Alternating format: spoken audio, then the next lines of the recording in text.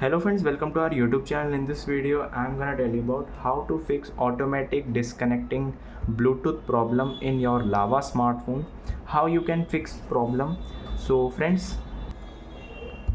first you have to open your settings, then you have to go to the apps, and right here see all apps, click on show system apps.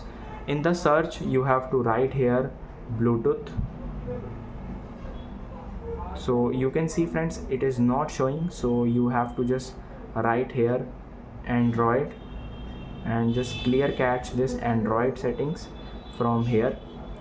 Now friends, you have to press back and search here reset and click on reset options. Here it is, reset Bluetooth.